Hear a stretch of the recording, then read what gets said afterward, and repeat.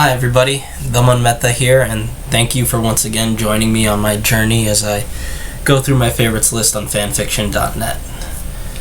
For those of you that are just joining me for the first time, for some reason, I've been reading fanfiction for about 15 years now, and my fanfiction.net account's favorites list basically got a little bloated with over 1,200 stories, so for over a year now I've been rereading them, sorting them by publication date, going to the oldest to the newest, and seeing if they still deserve to stay on my list or not. I'm still, even after 15 months, I'm still in 2010, so let's just get this train started with the first one for this video, which is Naruto Ultimate Rage of the Fallen by 26 Lord Pain. So this author made a whole bunch of stories with the Naruto Ultimate series, where Naruto basically just gets placed in different universes and is like super powered and deals with those universes. This one being God of War. Obviously this was written in 2010, so this is not the PS4 God of War game. This is the older generation of God of War games. And what this is basically a sequel to that original series, where it implies that like Kratos died eventually and his soul was reborn as Naruto, and then all the same stuff happened where he was eventually Naruto canon happens, and then the QB breaks free, makes him kill his whole family, and then he becomes a god used by all the Japanese gods, and then gets into a rage and wants to go to kill them. So that's the plot. The actual story is it's a let's play. Like that's what it feels like, because not only do we see like boss fights, getting the fight scenes and like the boss fight scenes and the cut scenes where there's dialogue and stuff, but we also just follow Naruto around the entire time as he's like, oh, there's this block over here, I guess I gotta put it over there and push it to solve this block puzzle, or hey, this guy's in a chain, I gotta figure out and go to this room to grab this item and get this to solve this puzzle. It's like, not so great. There's also a narrator, Pandora, who will chime in with bits to like skip past the parts that are so tedious that even he decided not to include them. And there's also flashbacks that appear every couple minutes when you're reading this story. It's not amazing. It's not bad. It's not terrible, but I just found it to be really dull and monotonous, and it's just, there's nothing special here. You can easily skip this story and it's gonna fall off my list. Alright. Next is Fictional by Dark-Syaoran. And this is a Harry Potter crossover with Fate Stay Night. So this one takes place with the original Fate Stay Night story with the fifth Holy Grail War, but instead of Medea summoning Sasaki Kojiro as the assassin, she somehow finagles Harry Potter into the assassin role, and Harry gets summoned with like all the knowledge of the Harry Potter books. So Harry is the main character in this story, and it just like follows him having to deal with being fictional, as the title implies, while a lot of cutaways happen to all the other main actors of the Holy Grail War, with like Rin, Shinji, Sakura, Shiro, Saber, and all that stuff, and seeing how they react to him in small amounts. It's got its bits of humor, but it's mostly like serious, and big problem is that it's incomplete. Again, especially because like it ends right during the climax of the last chapter is like the climax of a fight scene between Saber, Archer, and Medea, and all their masters. This is again one of those stories where I think it's good, but it's not great as it is. If it had continued a bit more, I could easily see it staying on my list, because like the character interaction bit was really like Harry was slowly worming himself into like Ilya's heart. Saber was getting interested in a whole bunch, so it like would have been a bit more interesting there. But as it is, it's good, but it'll probably leave you wanting more and feeling unsatisfied for that. So it's gonna fall off my list.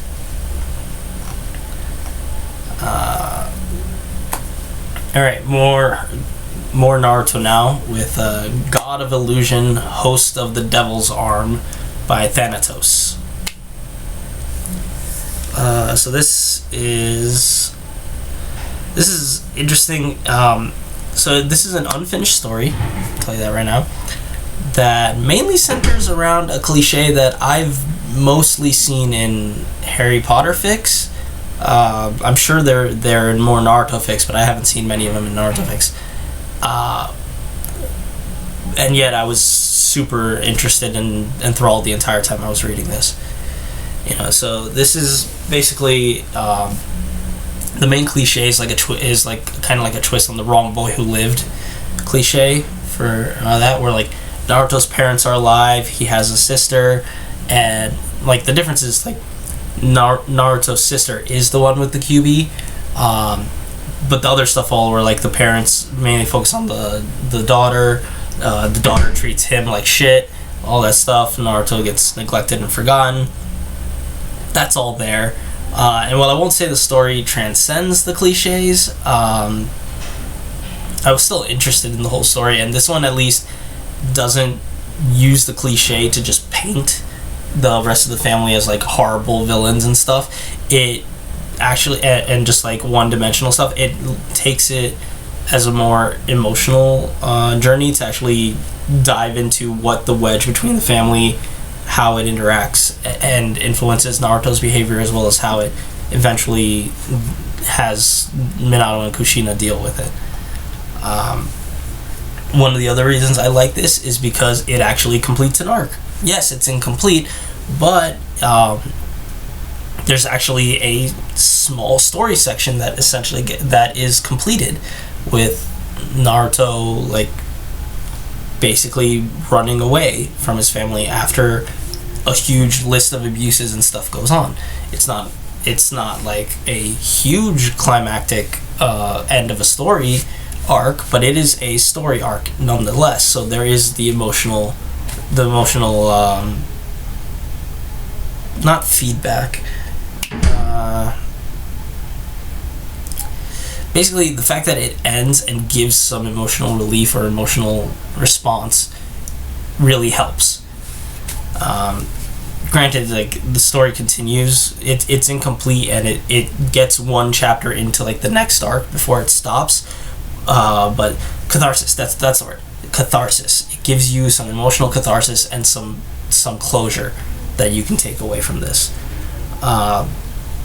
As I said, the main focus is around Naruto and his relationship with his parents and neglect stuff. I think it's done pretty well. We also get a little change where like I said, the parents are not just one-dimensional, don't care and never want to see you again. When they realize what's happened, they try to take efforts to fix it, but they're just bad at it. And I think that actually makes them a little more human, and I found it to be really, really interesting and a gripping read. So this is going to stay on my list.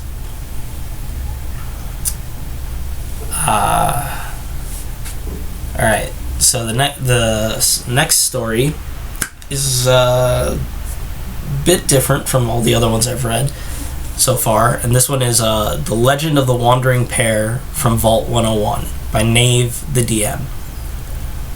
So it's a Fallout fic, for those who don't know, specifically Fallout 3. That's where Vault 101 was, and that's during the Capital Wasteland in DC. If any of you have ever played the game, what the Wandering Pair is, they're not new characters. So your character in the game is called the Lone Wanderer.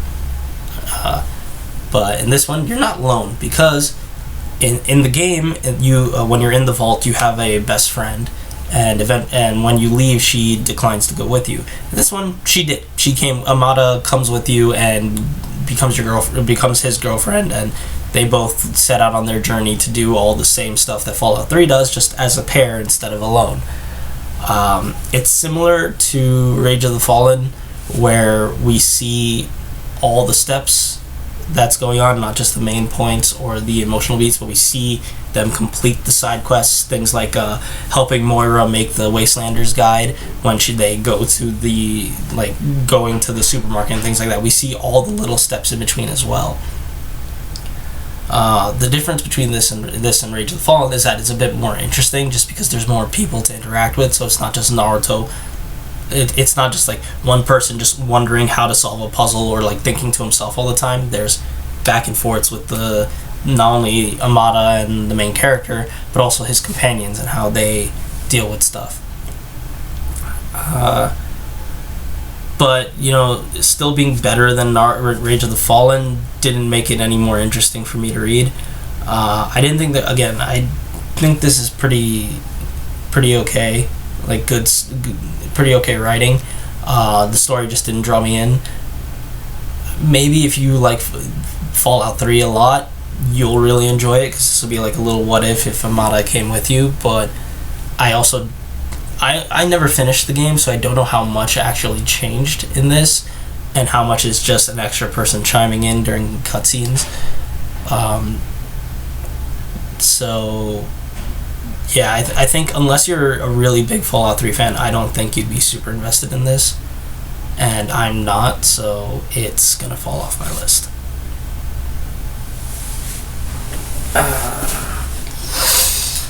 And now back to more Naruto crossovers. This time with Shinobi Father by Zero the Destroyer. And this is Naruto crossover with Sailor Moon. And this takes place this takes place during Naruto's fight with Pain. And like Pain like blows, apparently like sends Naruto to the moon, and somehow Naruto ends up in the Silver Millennium and becomes the consort to Queen Serenity. It's interesting, you know. Most of the Sailor Moon stories I've read, even the ones on this list, usually make the queen and the kingdom to be like the paragons of virtue. They can do no wrong. They're the best things ever. And here, this one's a little different, where this was just like, this is a matriarchal kingdom that's been probably in charge longer than they should have been, and set in their ways and only care about themselves because they are immortal, so they don't give a shit about anybody else. It's definitely a different take from what's normally there. There's 3 chapters. Each one takes a different part of his life, where, you know, first chapter is where he just lands on there. Second chapter is like 10-15 years later, and then the third chapter takes place basically right before the start of Sailor Moon canon. And they're written so well that each one is basically an arc in and of itself. So like, if they were written as one-shots, I think even the one-shots would still be on my list, because they're all like whole and complete. You know, Naruto's mentality towards how he has to deal with all these bitches around him and stuff like that is like the main draw of drama in this story. I found it super interesting, and especially his insights into dealing with, you know, with the princess and things like that. I found it really interesting. And even though it doesn't actually go into more canon of Sailor Moon, I think it basically solves the problems, and it ends in a pretty good way. I enjoyed this a lot. I'll probably come back and reread it sometime soon, and it's gonna stay on my list. Alright. So next is Sirius Sets Things Right by Rorschach's Blot, and it's a short story about how Sirius, after events of Goblet of Fire, just goes to make Harry's summer better and becomes the best godfather of all time. In essence, it's like, it's great. It's his actions and stuff are super fun. The contrast between how some characters talk and like what they're actually how they talk versus what they're saying is really funny. The other behavior of some people are just super funny. Hermione outthinking herself in this thing is really entertaining and fun to watch. I like this guy. As I've said before, I like this author a lot. This one's really funny and really enjoyable, and it's gonna stay on my list.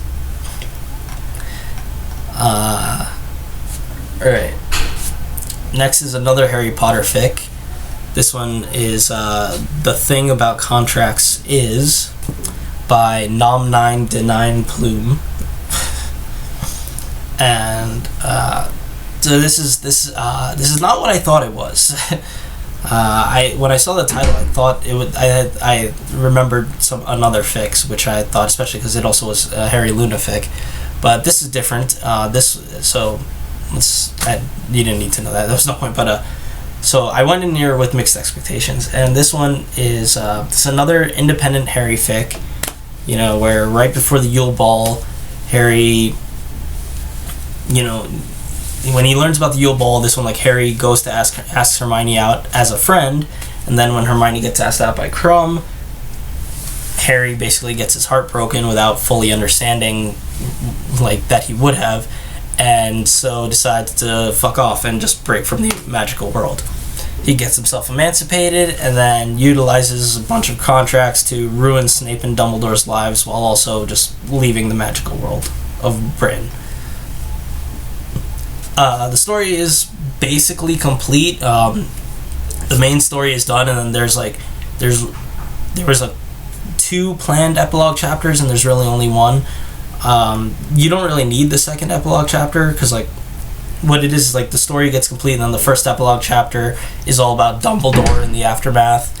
The second one would most likely have been about Harry, but it's perfectly fine leaving it vague and what happened afterwards. So it won't leave you hanging, but at the same time, the content of the story is very basic.